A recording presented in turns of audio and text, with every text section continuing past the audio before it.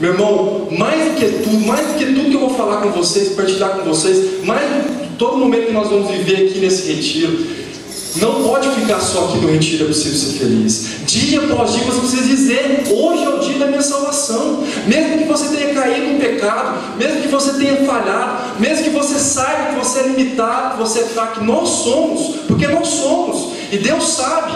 Por isso nós estamos vivendo esse tempo de misericórdia, esse tempo que Deus quer se aproximar de nós e quer nos convidar a aproximar dele. Então eu preciso dia após dia nos animar. Se alguma pessoa que veio aqui com você nesse retiro, talvez você tenha vindo sozinho, mas está desanimada, não quer saber de Deus, não viveu nada que precisava viver, teve a oportunidade de ver aqui no retiro, estamos no início ainda, no sábado de manhã, temos muito para viver. Mas você precisa dizer isso todos os dias. Hoje, viva hoje. Muitas vezes, meu amado, nós somos distraídos pelo passado. Distraídos pelo passado ou pelo futuro, e não vivemos como nós devemos viver hoje. Então vivam hoje a salvação de Deus hoje, assim como aqueles homens. Ali vocês viram várias cenas da minissérie, e no primeiro capítulo o título é No Princípio, e eu quero falar de tudo que Deus confiou a esses homens desde Adão e Eva. Ali não mostrou nada de Adão e Eva, mas na minissérie no início mostra como Deus criou, pegou do barro e tal, tudo mais. Mas Deus confiou o domínio ao homem. Quando você pega lá em Gênesis e vê Adão dando nome aos animais, dando nome em cada um dos animais, quando você dá nome, é porque você tem poder, tem domínio sobre aquilo. É uma posse sua. Na época dos gladiadores, os donos dos gladiadores, que treinavam os gladiadores, eles marcavam os gladiadores, porque eles eram donos dele. Domínio. Então, Deus confiou poder ao homem, domínio ao homem sobre as criaturas, sobre os seres. Mas o que aconteceu? Adão perdeu a confiança. Perdeu a confiança de Deus, desobedeceu por causa de um fruto de uma árvore. Ele poderia comer de todas as outras árvores, de todos os outros frutos, mas daquela árvore não. Então vai entendendo essa história, essa questão, que eu quis voltar essa pregação para o tema do retiro. É feliz quem a Deus se confia. E Deus nos confiou. Deus confiou em nós. Deus confia em nós. Quando, meu irmão, nós colocamos a nossa confiança em Deus, Deus confia junto conosco. Quando nós sonhamos com Deus, Deus sonha conosco. Quando eu acredito com Deus, Deus acredita conosco. E aí nós nos questionamos e colocamos na história da nossa vida, que nós vimos ontem, muitas coisas que não deram certo, muitos fracassos, muitas decepções que vão minimizando a nossa confiança, nos afastando de Deus. Então, meu irmão, Adão e Eva perderam a confiança, eles mesmos. Por si só, quando Deus foi procurar eles no jardim, cadê Adão, cadê Eva, que andava de mão dada comigo pelo jardim, que era íntimo de mim? Foram perdendo a intimidade.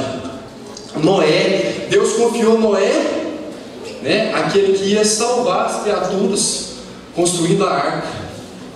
Deus confiou a ele a sobrevivência, vamos dizer assim, o resistir, a resistência em resistir a ira de Deus, que ia mandar o dilúvio e acabar com tudo. Deus confiou a Abraão a fé, o pai da fé, o pai de muitos povos, o pai de muitas nações. Deus falou: vai para a terra que eu estou te enviando, Você viu Abraão ali com os braços abertos lá na montanha, dizendo que Deus tinha uma terra nova para nós, para o povo de Deus. Tudo começou ali, tudo começa através da nossa fé, meu irmão. Se você chegou nesse retiro sem fé, sem acreditar, vá pedindo aos poucos o Senhor que renove a sua fé, que confie a mesma fé que Ele confiou a Abraão. E acreditar, um homem velho que foi provado na fé. E muitas vezes nós vamos ser provados na fé. Quantas coisas Deus tem permitido acontecer, seja doença, seja desemprego, seja as dificuldades na família, doença na família, seja o que for, os problemas, as tribulações, as adversidades que a gente passa, Deus permite para que nós possamos provar a nossa fé, a perda de alguém que muito ama. Então, tudo que Deus permite as coisas acontecer na nossa vida, tudo que Deus permite acontecer é para que a nossa fé seja provada. E aquele, Abraão, que a mulher era estéril, não podia ter filho com ele, não podia ter um filho dele, Deus já concedeu, o filho único dele, o seu primogênito, no qual Deus depois pediu em sacrifício, Isaac. Todo mundo sabe dessa história. E que Deus interviu e falou, já viu que Abraão tinha fé. Nós precisamos ter uma fé. Deus nos confiou uma fé inabalável como a de Abraão. Aí no segundo capítulo vai falar de Êxodo, o tema é Êxodo, onde vai contar a história de Moisés, que Deus confiou a liderança. Muitas vezes nós queremos ser líderes de pessoas, nós queremos ser líderes no nosso trabalho, nós queremos ser líder da faculdade, nós queremos ser líder, nos grupos que nós participamos, líder talvez do nosso grupo de amigos. Mas muitas vezes nós perdemos a liderança sobre nós mesmos, sobre as nossas atitudes. Você é líder de você mesmo? Porque Deus confiou, porque mais do que Moisés foi um líder que libertou o povo de Deus do Egito, ele precisava ser líder dele mesmo, porque ele foi um deles. Ele foi egípcio, ele era um dos príncipes, tem até aquele filme Príncipe do Egito.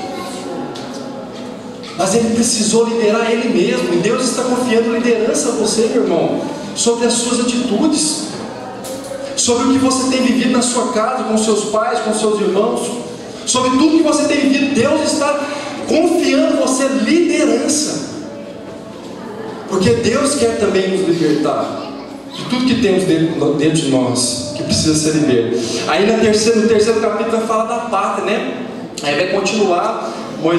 Deus prometeu a terra prometida para Moisés, acabou que Moisés não entrou na terra prometida, aí sobrou para Josué, que era ali o cara que ficava por trás de Moisés, só na espreita, mas que foi fiel, que para conquistar a terra prometida precisava passar sobre Jericó. Todo mundo aqui sabe da história das muralhas de Jericó, tem até as musiquinhas que a gente canta, Josué, ele foi fiel. Josué fez com que Deus parasse o sol. Josué fez com que as muralhas de Jericó caíssem. E aí a gente pode dizer, quais são as muralhas que precisam cair? É exemplo de Josué, para que nós possamos conquistar aquilo que Deus tem para nós. Ou será que você já perdeu as esperanças naquilo que Deus tem para você, na terra prometida que Deus tem para você? E aí, meu irmão, aqui eu vou falar uma linguagem como que parábola, para você entender o que Deus quer que você conquiste. Porque muitas das vezes nós vamos para esse retiro, sim, para renovar a nossa fé, para viver uma experiência, porque talvez já tenha vivido experiência em outros lugares, em outros grupos, em outros retiros, e Deus vem renovar. Mas eu quero te perguntar, o que você precisa conquistar em Deus, assim como Josué, assim como Sansão? Você viu aqui um negão forte ali? Era Sansão, um homem que foi separado por Deus, que veio de uma mãe estéril, que não podia ter filhos também, e foi consagrado pelo Senhor. E o que Deus confiou a Sansão? A força. Porque naquele tempo não havia reis, não havia líderes no povo de Deus, e o povo filisteu estava conquistando todas as terras. O povo filisteu se fortaleceu, e Deus levantou Sansão. Sansão com sua força, e fraco também ao mesmo tempo, porque era distraído pelas mulheres. Aí a gente vem a famosa história de Sansão e Dalila, porque Dalila foi lá, e na minissérie a gente vê que outras mulheres também seduziam Sansão, e ele era distraído, e isso o atrapalhava a entender a vontade de Deus para a vida dele. Isso o atrapalhava a ele entender que ele era ungido do Senhor, um homem separado para poder vencer através da sua força. E a força dele estava nos cabelos, cabelos.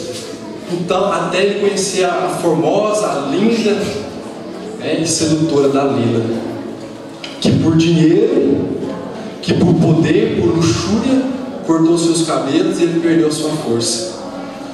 Mas no fim da história de Sansão, a gente vai entender que a força dele estava muito além dos cabelos. Estava no Deus que o ungiu, no Deus que o separou, no Deus que o salvou das mãos dos filisteus, que usou da força dele para destruir. E Sansão matou muitos filisteus para que o povo de Deus permanecesse, mesmo sem um líder, mesmo sem um rei. Deus usou, e Deus quer usar de nós também. Por isso, meu amado, minha amada, fique atento às distrações. O que tem te distraído? O que tem te distraído dos caminhos de Deus, do caminho da salvação, da história da salvação? E aqui, gente, eu estou dando exemplos. Bote fé assim, né, assim como você se encontra. É digna de fé essa palavra. Isso aqui é a palavra de Deus. Se você crê, isso tudo aconteceu, isso tudo faz parte da nossa história de salvação. Aí depois vem o próximo capítulo dos reis, né? Começa o reino, vamos dizer, começa que o povo já estava cansado de não ter um rei, e só existia um profeta, né? Aí o profeta Samuel, o que eu faço, meu Deus? Rezava a Deus, e o povo pedindo um rei, nós precisamos de um rei, nós estamos sem rei, os inimigos estão dominando. E vem Saul, o rei do povo, né? Tiveram que ir à força lá ungir Saul como rei, mas Saul não foi o rei que Deus queria. Deus permitiu. Muitas vezes Deus vai permitir esses reis assim, no nosso país, na nossa vida. Mas foi um rei invejoso, um rei que depois que Davi apareceu, pequenino, foi lá diante de todo o exército de Israel, contra o exército dos filisteus, uma capanguinha e umas pedrinhas, acertou a testa do gigante e derrubou. Aí a inveja tomou conta de Saul. Esse cara está querendo ser rei, esse cara quer ser mais do que ele pode. Então, meu amado, Deus suscitou Davi como rei. Diante da inveja de Saul, Saul caiu. Davi teve oportunidade até mesmo de tirar a vida de Saul, porque Saul começou a perseguir Davi, e eles eram do mesmo povo. Então, meu amado, quantas vezes Deus então o que Deus confiou a Davi? Deus confiou a Davi poder, inteligência, astúcia e a sua misericórdia, porque Davi também era um pecador ilimitado. Todo mundo aqui sabe que Davi, ele foi adúltero. Como se diz, ele se deitou com a mulher do chefe do seu exército e teve um filho com ela. E depois, o que ele fez ainda? Pior ainda, homicida. Colocou o chefe na frente do exército, no lugar onde que a batalha ia ser mais forte, para que ele pudesse morrer e não ficasse sabendo do pecado de Davi. E mesmo assim, Deus levantou Israel, Deus levantou o povo de Deus, Deus levantou todo aquele povo. Foi uma era, vamos dizer assim, uma era dourada do povo de Deus, onde o povo de Deus conquistou, né, venceu vários inimigos através de Davi, mas porque Davi reconheceu o seu erro. Davi voltou atrás, Davi retornou do seu pecado. Davi, ele, né, dançou diante de Deus, tal, tudo mais, conta lá nos Salmos. A maioria dos Salmos, né, foram recitados por Davi. Que Deus, né, tem aquele Salmo 50, né, miséria, que vai dizer ali a misericórdia de Deus que vem ao nosso encontro, mesmo sabendo a nossa limitação. Deus quer nos dar, meu irmão. Deus quer nos confiar esse mesmo Espírito de Davi, um Espírito contrito. Devolvei-me, Senhor, um Espírito contrito. Vamos pedir isso ao Senhor nesse dia, e nós vamos ter a oportunidade, sim. Aí no quinto capítulo vai falar sobre a sobrevivência, que é a era dos profetas. Passou a era dos reis, né, que depois veio o rei Salomão, que construiu o templo, tal, tudo mais. Aí depois vem a era da sobrevivência, que é a era dos profetas, que o povo de Deus é tomado pela, como se diz, pela Babilônia, pelos reis babilônicos, que eram reis que acreditavam em outros deuses, que adoravam outros deuses, e eles mesmos construíam estátuas deles, para que o povo pudesse adorar, e quem não adorasse morria. E aí aconteceu, e é fantástico, gente, fantástico na minissérie, quando a gente vê lá a história de Sidraque, Misaque e Abednego. Quando, não sei se vocês viram ali, a hora que o povo está tudo ajoelhado e fica 3 rapazinhos lá de pé assim, ó. É a hora que o rei Nabucodonosor pediu para que o povo todo adorasse a estátua de ouro que eles construíram. E os 3 mantiveram a confiança em Deus, a fidelidade de Deus. Deus está te confiando fidelidade, meu irmão. Fidelidade à missa nos domingos, fidelidade à confissão, não só a confissão uma vez por ano. Talvez nós, muitas vezes, a confissão, gente, é um sacramento de cura. É um sacramento que pode curar muitas coisas, muito mais do que retiro, muito mais do que muitas outras coisas que nós podemos viver em Deus. Muito mais do que encontros, acampamentos de cura e libertação, confissão ali, aquele simples fato mesmo, sabendo que o sacerdote é também um pecador como nós, mas Deus está usando dele como um instrumento para ouvir os nossos pecados e para nos salvar através desse sacramento. Então, meu amado, aqueles três não se curvaram diante da idolatria de Nabucodonosor, e eles foram condenados à fornalha. Mas quem confia em Deus é feliz. Quem a Deus se confia. E esses três jovens confiaram. E o Senhor mandou o seu anjo, né? E eles olhavam para eles lá, né? A fornalha comendo lá, e os três lá no meio. Peraí, mas não era só três? Parece que tem mais um lá. Está na Bíblia. Era o anjo do Senhor que os protegeu. E quando eles saíram da fornalha, nada os tinha atingido. Gente, eu fico assim, eu sou apaixonado com a Bíblia, vocês perceberam, né? E eu queria pegar, olha, isso levou à conversão de Nabucodonosor. Essa situação, olha o que Nabucodonosor falou no livro de Daniel. Vou pegar, vou fazer questão, gente, que a Daphne falou que eu estou com tempo, então vocês vão ouvir muito palavra de Deus hoje. Olha o que Nabucodonosor falou, isso depois que ele saiu da fornalha. Olha que engraçado. Aqui, ó, a fornalha não os tinha atingido em nada, nem os cabelos de suas cabeças se tinham queimado, nem as roupas sofreram qualquer dano, nem mesmo o cheiro da fumaça os tinha afetado. Aí Nabucodonosor disse então: bendito seja o Deus de Sidraque, Misaque e Abidênego, que mandou um anjo libertar seus servos que nele confiaram. Eles não fizeram caso do decreto do rei e entregaram os próprios corpos por se negarem a cultuar ou adorar outro Deus que não fosse o Deus deles. E quantos deusezinhos tem na nossa vida? Quem está no lugar de Deus na nossa vida? Em quem nós temos colocado a nossa confiança? Em quem, meu amado? Minha amada? O nosso testemunho de fidelidade é capaz de converter aqueles de coração mais endurecido por causa da sedução do pecado. Talvez você conheça pessoas que estão aqui no retiro e você olha assim: o que esse cara está fazendo aqui, meu irmão?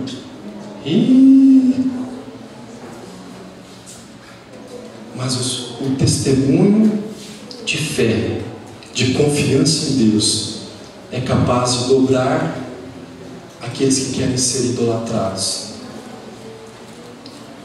E eu nem preciso citar ídolos hoje no mundo, né? Muitas coisas hoje são ídolos. Meu irmão, nós precisamos nos agarrar ao que Deus tem nos confiado, à fé que Deus tem nos confiado. Então, o povo, né, que era escravizado, né, pela Babilônia, foi liberto. Depois de um tempo, foi liberado, vamos dizer assim, para voltar a Jerusalém, né, voltar à fé. Tá. O 6º capítulo, Esperança. Aí começa assim, né, através do anjo Gabriel, que anuncia a Maria, que anuncia a José a vida do Salvador. E como seria, como se daria, né? Maria perguntou como se dará. Muitas vezes, para confiar no plano de Deus, no projeto de Deus, meu irmão, para as nossas vidas, nós precisamos questionar a Deus: como se dará? Como se dará? Talvez você pense assim: você é o cara mais mulherengo que tem, né? O cara, você não quer saber de relacionamento sério, não. Você quer ficar e, né, tal. E aí Deus vai te fazer uma proposta no retiro aqui, meu irmão. Encontra uma pessoa. Ou para você, menina, também, que não acredita mais em casamento, porque o casamento dos pais talvez tenha sido um fracasso. Você não acredita mais no casamento. Deus quer salvar. Lá no fundo ainda uma esperança no casamento. Por que eu estou dizendo, pegando essas para isso, para você entender de que Deus quer que você confie nos planos dele, que são os melhores. Deus tem o melhor para nós. Muitas vezes nós não temos paciência de esperar, muitas vezes nós não temos paciência de acreditar. do que Deus tem para nós. Então Maria acreditou. Maria confiou no plano de salvação, de que Deus enviaria Jesus, o Emanuel, Deus conosco, para nos salvar. E ela acreditou, mas ela questionou. Quem disse que Maria não questionou? E era como nós, carne e osso como nós, e questionou: como isso se dará? Se eu não estou com nenhum homem, como? Mas Deus colocou lá, José, homem de Deus, justo, a palavra diz. Deus está colocando nas nossas mãos, confiando na nossa humildade, a obediência aos seus planos. E aí no capítulo 7 vai dizer da missão, quando Jesus já começa a sua vida pública, depois de ser, primeiro foi tentado, levado ao deserto pelo Espírito Santo. Jesus vai lá, alimenta as multidões, cura os aleijados, cura os cegos, ressuscita Lázaro, vários sinais. Jesus começa ali a sua missão, porque Deus confiou isso. Deus confiou a vontade dele a Jesus, e Jesus a cumpriu com êxito, vamos dizer assim. Aí no capítulo 8 vai dizer da traição, porque nós também muitas vezes temos dificuldade, uma barreira dentro de nós para confiar, porque nós somos decepcionados, nós somos traídos, né? Até quando se trata de produto, né, gente, que a gente compra. Se a gente comentar: eu comprei sei lá, uma televisão lá, naquela televisão da China lá, que era mais barata. Aí fulano, você vai comentar com fulano: não, comprei aquilo, é uma merda, senhor. Nossa senhora, né? E muita coisa. Às vezes até uma marca de carro, né? Falando: não compra carro tal, não. Quantas vezes nós vamos perdendo a confiança, principalmente quando se trata de relacionamentos? Nossa, filho. Quando se trata de relacionamentos, até mesmo pessoas de sangue, parentes, os mais chegados. Quem é que não foi traído? Quem é que não foi decepcionado? E isso vai barrando a confiança dentro de nós. Jesus também foi traído, irmão. Meu irmão, se você está triste porque você foi traído, Jesus foi. Se te consola, eu te falar, Jesus foi traído. E pelo um dos seus, um daqueles que viam os milagres, que viam a multiplicação dos pães. Meu irmão, eu não julgo Judas, porque talvez o pensamento dele era que Jesus era um revolucionário, mas ele não sabia que a vontade do Pai, a vontade que Deus confiou a ele, era morrer por nós. Por isso que lá em João 3,16 vai dizer: de tal forma Deus amou o mundo, que entregou seu Filho único, para que todo que nele crê não morra, não pereça, mas tenha a vida eterna. Isso aqui resume todo o pecado e salvação. João 3,16. João 3,16. O versículo mais lindo do mundo, o versículo mais lido do mundo, se não. Então essa era a vontade de Deus, né? Então não julguemos aqueles que nos traíram, rezemos por eles.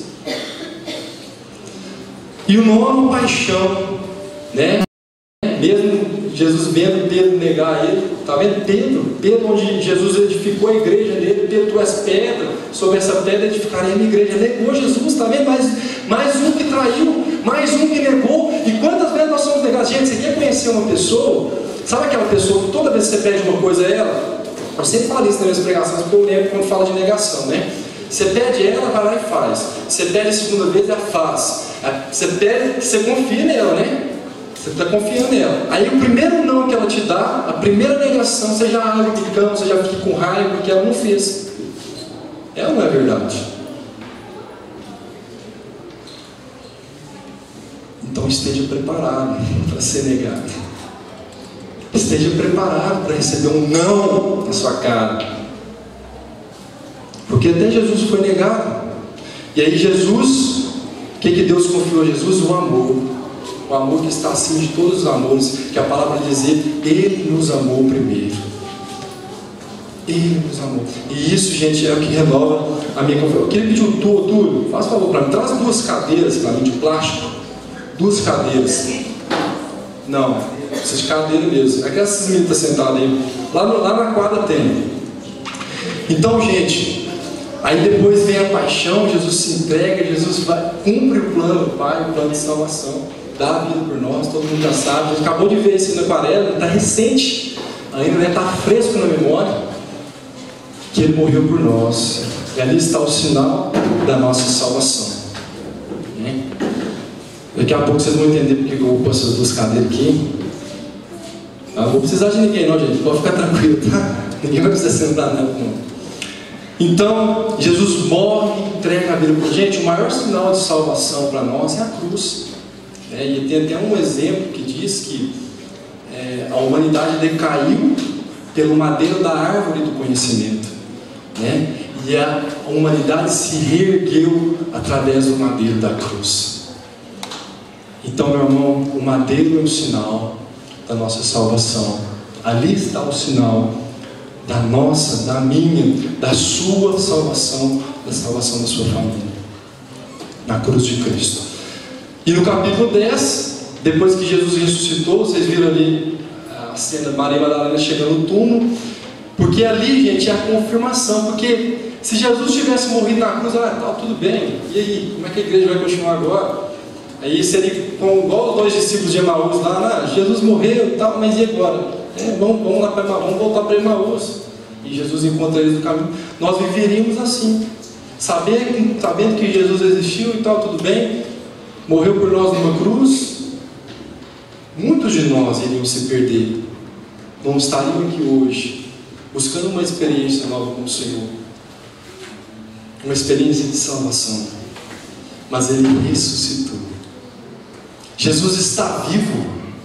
Jesus está vivo. E o que fala? O que fala na palavra que nós lemos? Vamos voltar lá para a gente recordar. Em Hebreus, o que vai dizer? Hebreus 3. O que fala? Cuidai, irmãos, que não se ache em algum de vós um coração transviado pela incredulidade, que ninguém se afaste do Deus vivo. Jesus está vivo, meu irmão. Porque temos procurado entre os mortos aquele que está vivo? Porque ainda você insiste em procurar na morte, porque o salário do pecado é a morte. Aquele que está vivo, aquele que pode te dar a vida e dar a vida aos seus. Então, meu irmão, não se afaste por causa da sua falta de fé. Persista. No final da palavra vai dizer: mantenhamos firme até o fim a nossa constância inicial. Talvez para você vai ser a primeira experiência que você vai ter com o amor de Deus nesse retiro. Não sei, não te conheço. Talvez vai ser a sua primeira experiência com o amor de Deus. Mas, meu irmão, se você perseverar, vá até o fim. Fique firme até o fim. Por mais que venham as tribulações, por mais que venham as tempestades, Jesus vai dizer: não tenhas medo. Eu estou aqui. Não tenhas medo. Confia. Hoje é o dia da salvação. Então, eu trouxe essas duas cadeiras porque eu vou fazer uma dinâmica com vocês. E essa dinâmica chama os dois pés no barco de Jesus. Só que eu preciso, gente, eu precisava tanto de microfone sem fio. Está funcionando? Porque esse aqui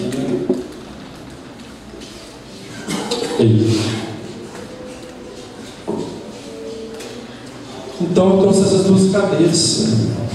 Essa cadeira aqui é o barco da nossa vida, e essa cadeira aqui é o barco de Jesus. Meu irmão, todos nós passamos por isso. Estamos aqui levando o barco da nossa vida. Muitas vezes no início, afastado de Deus, vai à missa de vez em quando. Tem uns 5 anos que eu não confesso, não tenho rezado ultimamente. Vim aqui no retiro para tentar dar um up, Estamos levando.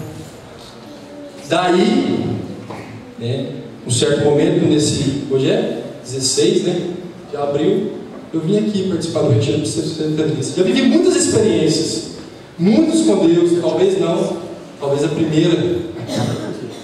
E aí, Deus me olha nos olhos, no olho de cada um, como Ele vai olhar. Daqui a pouco nós vamos rezar diante do Santíssimo. Ele vai olhar no seu olhar e vai dizer muitas vezes: vem e segue. Vai curar uma ferida, vai renovar, vai transformar, vai te chamar a fé. Daí, eu começo a colocar um pé na barca de Jesus. Nossa, a coisa está ficando boa. Mas aí, beleza, acabou. A gente precisa ser feliz, estou animadão e vou procurar um grupo de jovens, um grupo de oração, um movimento, sei lá, um cursilho, renovação carismática, vou procurar uma comunidade, vou fazer o vocacional, como muitos aqui que estão servindo aqui, são monitores, estão fazendo vocacional da comunidade missionária de Nazaré, porque Deus olhou nos olhos dele. Um dia eles colocaram o pé na barca de Jesus, mesmo já estando com o pé na barca, porque talvez já viveram outras experiências, né? Foram lá e estão caminhando, e Jesus começa a pedir mais aqui. Isso aí você vai ter que deixar, isso aí você vai ter que renunciar.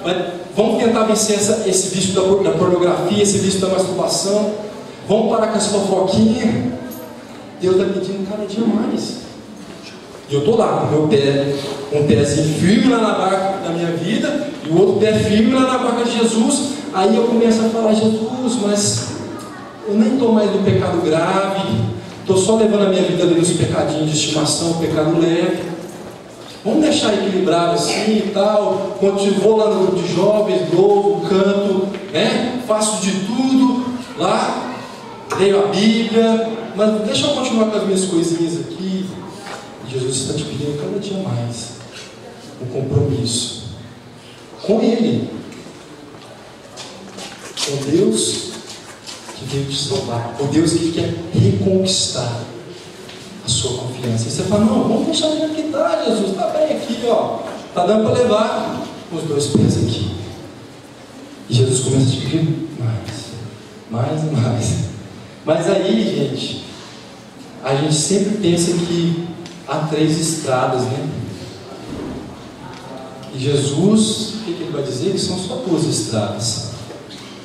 Uma que é estreita, que te conduz para a salvação, e uma que é larga, fácil, extremamente fácil, que te conduz à perdição.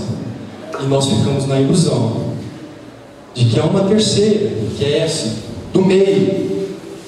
Mas não há, meu irmão, um meio termo. É ilusão.